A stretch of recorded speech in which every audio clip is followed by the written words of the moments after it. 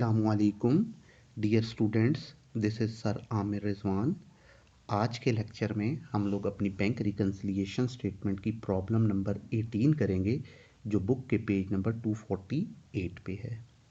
अब देखें बेटे, बैंक रिकन्सिलिएशन स्टेटमेंट के हवाले से जो हमारी डिस्कशन हुई उसमें हमने ये कहा कि जब भी क्वेश्चन को हम स्टार्ट करेंगे तो पहला आइटम जो बैंक रिकन्सिलिएशन स्टेटमेंट में इनपुट के तौर पे आना है वो कैश बुक या पासबुक का बैलेंस आना है।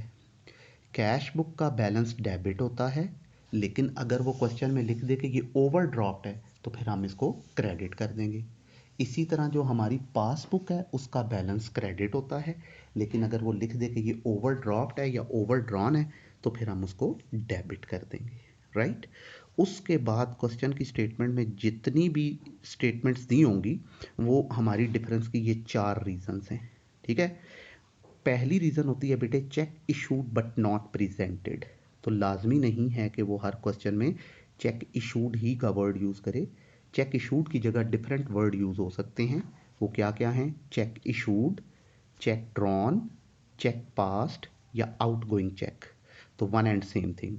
इन चारों को आप लोगों ने क्या करना है बेटे? अनप्रेजेंटेड चेक्स के नाम से डेबिट कर लेना है, राइट। डिफरेंस की दूसरी रीज़न होती है बेटे check deposited but not collected. तो लाजिम नहीं है कि वो हर क्वेश्चन में चेक डिपॉजिटेड ही का वर्ड यूज़ करे। डिपॉजिटेड की जगह डिफरेंट वर्ड जो हैं वो यूज़ हो सकते हैं। क्या? वो लिख सकता है चेक डिपॉजिटेड, वो लिख सकता है cheque sent paid to the bank, ठीक है। वो लिख सकता है cheque sent in to the bank, वो लिख सकता है ओमिटेड चेक, और वो लिख सकता है रिसीव्ड चेक। तो अब इन पांचों में से जो भी वो यूज़ करेगा उसको हम अनकलेक्टेड चेक्स के नाम से क्या कर देंगे बेटे? क्रेडिट कर देंगे, राइट। पहली जो 2 रीज़न है चेक इशूड और चेक डिपॉजिटेड, इनके हवाले से हमने कहा था कि ये क्वेश्चन की स्टेटमेंट देखते ही फ़ौरन आपको पता चल जाएगा कि ये वाला चेक इशूड है और ये वाली स्टेटमेंट चेक डिपॉजिट की है। आपको ज़्यादा मेहनत नहीं करनी पड़ेगी, और ये दोनों हर क्वेश्चन में नॉर्मली एक एक बार यूज़ होते हैं। 2 बार भी आ सकते हैं, लेकिन नॉर्मली ये एक एक दफ़ा ही आते हैं। इसके बाद हमारे पास जो प्रॉब्लम एरिया है वो हमारी थर्ड और फोर्थ रीज़न है, क्रेडिटेड और डेबिटेड मेड बाय बैंक। अब क्रेडिटेड और डेबिटेड मेड बाय बैंक के हवाले से सम टाइम वो क्वेश्चन में खुद मेंशन कर देता है कि ये चीज़ क्रेडिट हुई है या ये चीज़ डेबिट हुई है, ठीक है। तो जहाँ वो मेंशन कर देगा वहाँ हमारे लिए आसानी हो जाएगी, ठीक। क्रेडिटेड है तो डेबिट कर लें, डेबिटेड मेड बाय बैंक है तो क्रेडिट कर लें। प्रॉब्लम हमारे लिए वहाँ बनती है जहाँ पे वो हमें मेंशन नहीं करता है कि ये क्रेडिट हुआ है या डेबिट हुआ है, तो वहाँ पे फिर हम लोगों ने खुद डिसाइड करना होता है। तो हमारे डिसीजन का क्या क्राइटेरिया है बेटे? सिंपल सा क्राइटेरिया, आप स्टेटमेंट को रीड करें। स्टेटमेंट रीड करने के बाद अगर आपको पता चलता है जी कि इस स्टेटमेंट की वजह से हमारे बैंक अकाउंट में पैसों का इंक्रीज आया है, तो ये क्रेडिटेड बाई बैंक कहलाएगा, आप इसे रिकन्सिलिएशन में डेबिट कर दोगे। और अगर स्टेटमेंट को रीड करने के बाद आपको पता चलता है नहीं जी स्टेटमेंट की वजह से हमारे बैंक अकाउंट से पैसे डिक्रीज हो गए हैं, तो फिर ये डेबिटेड मेड बाई बैंक कहलाएगा, आप इसे रिकन्सिलिएशन बनाते वक्त क्रेडिट कर लेंगे, ठीक है बेटे। तो ये हमारा बैंक रिकन्सिलिएशन स्टेटमेंट बनाने का क्राइटेरिया है, ठीक। अब आते हैं बेटे हम अपने क्वेश्चन की तरफ। तो जब हम क्वेश्चन को स्टार्ट करते हैं जी, तो हम लोगों ने ये कहा जी कि एक ऑर्गेनाइजेशन जितने क्वेश्चन की ये मेजॉरिटी उसमें ये हुआ लास्ट क्वेश्चन को छोड़ के 17 को, कि आप लोगों को एक ही बैंक में एक ही बैंक अकाउंट होता है आपका, ठीक है। अब क्वेश्चन नंबर 17 और 18 और क्वेश्चन नंबर 13, इन तीनों में सिचुएशन ये है कि आपके एक ही बैंक में 2 अकाउंट्स हैं। तो अब 2 अकाउंट्स को कैसे हैंडल करना है वो हमने क्वेश्चन नंबर 17 में भी देखा, ब्रीफ डिस्कशन की। अब 18 की तरफ आते हैं, यहाँ देखते हैं जी। तो देखें, एक ही बैंक में जब 2 अकाउंट होंगे तो फिर हमने देखना है कि कैसे मैनेज करना है, राइट। तो स्टार्ट लेते हैं बेटे, सुनिएगा प्रॉब्लम नंबर 18 क्या कह रहा है। A trader has 2 bank accounts, account number 1 and account number 2। कह रहा है ये जो एक ट्रेडर है ना, नाम उसने मेंशन नहीं किया है, इसके ना बैंक में 2 अकाउंट हैं। एक का नंबर है अकाउंट नंबर 1 और दूसरे का नंबर है अकाउंट नंबर 2, राइट। अब फर्दर क्या बता रहा है, the following particulars relating to account number 1 are available on 31 March 2005। कह रहा है अब ना 31 मार्च 2005 से पे इन दोनों अकाउंट्स में से अकाउंट नंबर 1 का डाटा ये पड़ा हुआ है। ये 1 से लेके 6 स्टेटमेंट तक उसने अब ये जो डाटा पॉइंट्स दिए हैं ये अकाउंट नंबर 1 से रिलेटेड है। इसका मतलब है जो हमने बैंक रिकन्सिलिएशन स्टेटमेंट बनानी है वो अपने अकाउंट नंबर 1 की बनानी है। तो इट मीन्स कि आप जिस स्टेटमेंट में वो अकाउंट नंबर का जिक्र करेगा उस स्टेटमेंट को हमने अपने अकाउंट नंबर 1 के पॉइंट ऑफ व्यू से देखना है। हमने देखना ये है कि इस स्टेटमेंट का इफेक्ट हमारे अकाउंट नंबर 1 पे क्या पड़ा है, ठीक है ना, उसके हिसाब से ट्रीटमेंट करनी है। तो लें बेटे स्टार्ट लेते हैं। तो देखें क्या कह रहा है, पासबुक बैलेंस ओवरड्रॉन ₹60,000। तो पासबुक का बैलेंस दिया है, तो पासबुक का बैलेंस क्या होता है बेटे, क्रेडिट, लेकिन वो खुद कह रहा है ये ओवरड्रॉन है, तो ओवरड्रॉन की सिचुएशन में इसको उलट देंगे, डेबिट कर देंगे 60,000।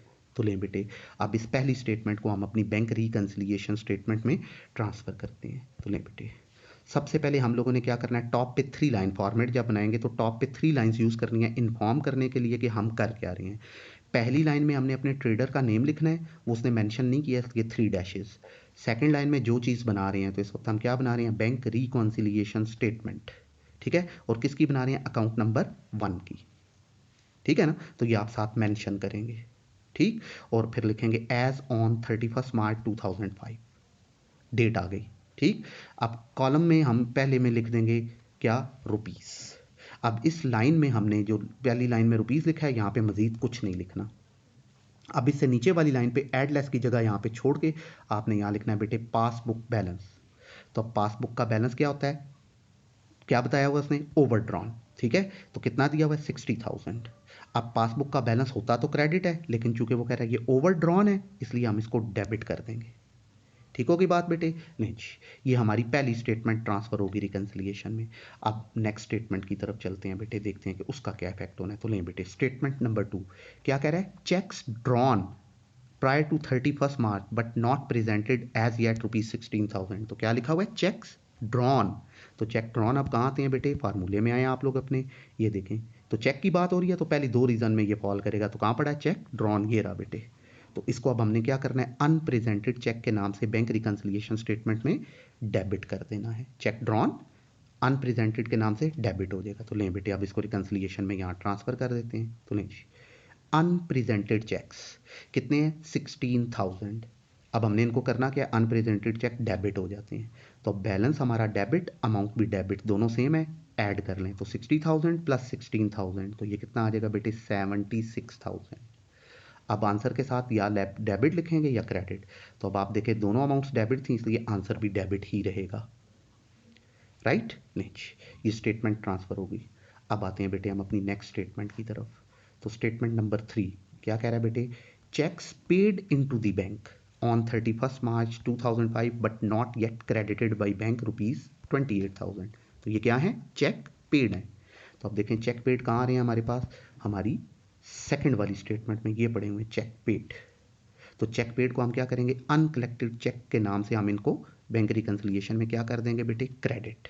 तो अब इसको यहाँ पे रिकंसिलिएशन में ट्रांसफर करें बेटे, ये आगे अनकलेक्टेड चेक्स, ठीक है, 28,000। अब करना क्या है, इनको क्रेडिट, ठीक। तो अब बैलेंस हमारा 76,000 डेबिट है, बीच में से 28,000 क्रेडिट हो रहा है, तो दोनों अपोजिट हैं इसलिए माइनस कर देंगे दोनों को, तो डिफरेंस आ गया बेटे 48,000। अब इस 48,000 के साथ या हमने डेबिट लिखना है या क्रेडिट लिखना है, ठीक है। तो क्या लिखेंगे बेटे, डेबिट अमाउंट ज़्यादा है इसलिए हम लोग आंसर के साथ डेबिट लिखेंगे, ठीक है। तो अब ये अमाउंट चूंकि माइनस हुई है तो विद इन ब्रैकेट इसको लिखेंगे, तो विद इन ब्रैकेट मीन्स ये यहाँ से माइनस हो रही है और इधर लिख देंगे लेस। ऊपर वाली ऐड हुई थी तो यहाँ लिखा ऐड, उसको ब्रैकेट्स में नहीं लिखना है, ठीक है। तो अब हमारा नया आंसर जो है वो 48,000 डेबिट आ गया। अब अगली स्टेटमेंट की तरफ चलते हैं, देखते हैं क्या इन्फॉर्म कर रहा है। तो लें बेटे स्टेटमेंट नंबर 4 क्या कह रहा है, interest debited bye the bank, clear उसने खुद ही बता दिया कि इंटरेस्ट डेबिट हुआ है, तो ये डेबिटेड मेड बाय बैंक है, हम इसको क्रेडिट कर देंगे, कितना बेटे, 1,600। तो लें बेटे स्टेटमेंट नंबर 4 रिकंसिलिएशन में ट्रांसफर करते हैं। तो लें जी, इंटरेस्ट डेबिटेड बाय बैंक ₹1,600। तो अब डेबिटेड बाय बैंक है, हम इसको क्या करेंगे, क्रेडिट कर देंगे। अब बैलेंस हमारा क्या है बेटे, डेबिट है 48,000, बीच में से 1,600 क्रेडिट हो रहा है, तो अब डेबिट और क्रेडिट दोनों अपोजिट हैं इसलिए दोनों अमाउंट्स माइनस हो जाएंगी, तो आंसर आ जाएगा 46,400, ठीक है। अब आंसर के साथ या लिखना है डेबिट या लिखना है क्रेडिट, तो डेबिट वाला बैलेंस जो है वो ज़्यादा था इसलिए आंसर के साथ डेबिट ही लिखेंगे। अब ये अमाउंट चूंकि माइनस हुई है तो इसलिए इसको विद इन ब्रैकेट लिखेंगे, विद इन ब्रैकेट मीन्स ये यहाँ से माइनस हो रही है और इस साइड पे यहाँ आप लिख देंगे बेटे लेस। तो लें बेटे ये हमारी एक और स्टेटमेंट ट्रांसफर होगी, ठीक। अब आते हैं हम अपनी नेक्स्ट स्टेटमेंट की तरफ। तो स्टेटमेंट नंबर 5 देखिएगा, ठीक है। अब ये देखिएगा, ये ज़रा थोड़ी सी इंपॉर्टेंट है। क्या कह रहा है? Transfer from account number 2 to account number 1। अब देखें, अब इस स्टेटमेंट में अकाउंट नंबर का जिक्र हो गया है, ठीक है ना। तो जिस स्टेटमेंट में वो अकाउंट नंबर का जिक्र करेगा, वहां पे फिर हमने उस स्टेटमेंट को किस अकाउंट के हवाले से ट्रीट करना है। चूंकि इस वक्त हमने रिकंसिलिएशन बनानी है अपने अकाउंट नंबर 1 की, तो अब हमने देखना है कि इस स्टेटमेंट का इफेक्ट अकाउंट नंबर 1 पे क्या पड़ना है, उसके हिसाब से ट्रीटमेंट करनी है। आप कह रहे हैं transfer from account number 2 to account number 1 recorded by the bank on 31 March but not entered in the cash book 12,000। कह रहा है जी, आपने ना बैंक को इंस्ट्रक्शन दी होगी, क्योंकि आपके एक ही बैंक में 2 अकाउंट हैं, एक अकाउंट 2 और एक अकाउंट 1। आपने बैंक को इंस्ट्रक्शन की कि हमारे अकाउंट नंबर 2 से पैसे निकालो और 1 में डाल दो, ठीक है। आपकी इंस्ट्रक्शन को फॉलो करते हुए बैंक ने क्या किया, आपके अकाउंट नंबर 2 से पैसे निकाले और अकाउंट नंबर 1 में ट्रांसफर कर दिए, ठीक है ना। और आप कब किए? 31 मार्च को। और कह रहा है आपकी कैश बुक में इसका रिकॉर्ड नहीं है। तो अब देखें, अकाउंट 2 से पैसे निकले हैं और 1 में गए हैं, तो अकाउंट 2 में डिक्रीज आया, अकाउंट 1 में इंक्रीज आया है। तो अब अगर बैंक रिकंसिलिएशन अकाउंट नंबर 2 की बन रही है, तो ये डिक्रीज आया हुआ है, डेबिटेड मेड बाय बैंक है, क्रेडिट कर लेंगे। और अगर ये रिकंसिलिएशन अकाउंट नंबर 1 की बन रही है, तो वहां पे क्या आया हुआ है? इंक्रीज आया हुआ है, वहां पैसे ट्रांसफर हुए हैं, गए हैं, तो अकाउंट में इंक्रीज है, क्रेडिटेड मेड बाय बैंक है, डेबिट कर लेंगे। तो अब रिकंसिलिएशन किसकी बन रही है? 1 की। तो इसका मतलब है 1 में अकाउंट का में 1 नंबर अकाउंट में इंक्रीज आया हुआ है, तो ये क्रेडिटेड मेड बाय बैंक कहलाएगा। तो अब हम इसको रिकंसिलिएशन में डेबिट कर देंगे। तो यहाँ देखें, ये रहा, यहाँ लिखेंगे funds transfer credited by bank, कि वो जो आपने ट्रांसफर करने थे ना फंड्स, बैंक ने उनको क्रेडिट कर दिया, डेबिट भी किया है, लेकिन अकाउंट 2 में, क्रेडिट कहाँ किया? अकाउंट 1 में। तो रिकंसिलिएशन 1 की बन रही है, इसलिए अकाउंट 1 के हिसाब से इंक्रीज आया हुआ है, क्रेडिटेड बाय बैंक है। तो यहाँ लिखेंगे fund transfer credited by bank, ठीक है। कितना? 12,000। अब हमने इसको क्या करना है? क्रेडिटेड बाय बैंक है, डेबिट कर देंगे। अब बैलेंस हमारा डेबिट है, अमाउंट भी डेबिट हो रही है, दोनों सेम है, ऐड कर लें, 58,400 आ गया, आंसर के साथ डेबिट ही लिख देंगे। ले बेटे, ये एक और स्टेटमेंट हमारी रिकंसिलिएशन में ट्रांसफर होगी। नाउ नेक्स्ट स्टेटमेंट, लास्ट है बेटे हमारे पास, ठीक है। क्या कह रहा है? Bank charges debited bye the bank. अब उसने खुद क्लियरली बता दिया कि ये डेबिट हुए हैं, ना भी बताता तो चूंकि ये बैंक के चार्जेस हैं, तो चार्जेस हमेशा बैंक हमसे लेता है, तो जब लेता है तो अकाउंट में डिक्रीज आता है, डिक्रीज को डेबिटेड मेड बाय बैंक कहते हैं, ठीक है। वो खुद मेंशन कर रहा है, इसलिए हमें टेंशन की ज़रूरत ही नहीं है। तो बैंक चार्जेस 40 रुपीज़ के डेबिट हुए हैं। अब रिकंसिलिएशन में हम इनको क्या कर देंगे बेटे, ये आखिरी रीज़न बन रही है हमारी, डिक्रीज इन अकाउंट है, डेबिटेड बाय बैंक है, क्रेडिट कर देंगे, ठीक है। तो लें बेटे, यहाँ लिखेंगे हम लोग bank charges debited by bank, कितने? 40 रुपीज़। अब हम इनको क्या कर देंगे बेटे, 40 को क्रेडिट कर देंगे, ठीक है। तो अब बैलेंस हमारा डेबिट है 58,400, बीच में से 40 रुपीज़ क्रेडिट हो रहे हैं, ठीक है। तो 58,400 दोनों अपोजिट हैं, इसलिए दोनों को माइनस कर देंगे। तो 58,400 में से 40 माइनस करें तो आंसर आ गया 58,360। आंसर के साथ आप लिखना क्या है, या डेबिट या क्रेडिट। तो कौन सी अमाउंट ज़्यादा है? डेबिट वाली अमाउंट ज़्यादा है, इसलिए आंसर के साथ डेबिट लिख दिया, ठीक है। लें बेटे, हमारा क्वेश्चन कंप्लीट हो गया। अब जैसे ही हमारा क्वेश्चन कंप्लीट होगा, हमें अपनी इस बैंक रिकंसिलिएशन स्टेटमेंट को क्या करना होगा? क्लोज करना होगा। तो अब क्लोजिंग कैसे होगी? ये जो लास्ट वाला आंसर है आपका 58,360, इसको आप सिंगल अंडरलाइन करें, ठीक है। इसी आंसर को फिर से लिखें, दोबारा लिखें 58,360 और डबल अंडरलाइन कर दें। अब एंड वाला आंसर क्या था? डेबिट। तो जब क्लोजिंग होती है तो बैलेंस को रिवर्स कर देते हैं, तो लास्ट आंसर डेबिट था, अब रिवर्स होके क्रेडिट हो जाएगा, ठीक है ना। अब आंसर के साथ लिखना क्या है? पहले कौन सी बुक का बैलेंस दिया हुआ था? स्टार्ट हमने कहां से लिया था? पासबुक बैलेंस से। तो अब हमारा आंसर क्या आ जाएगा? कैश बुक बैलेंस, ठीक है। आप यहां लिख देंगे अब कैश बुक बैलेंस। तो अब देखें, जो हमारी कैश बुक है, इसके बैलेंस को क्या आना चाहिए? डेबिट आना चाहिए। कैश बुक का बैलेंस डेबिट होता है, हमारे आंसर में ये क्रेडिट आ रहा है, तो इसका मतलब है इसके साथ यहाँ विद इन ब्रैकेट फिर आप लिख देंगे ओवर ड्रॉन, ठीक है। तो लें बेटे, कि हमारी प्रॉब्लम नंबर 18 जो सी है वो हो गई complete. Thank you so much.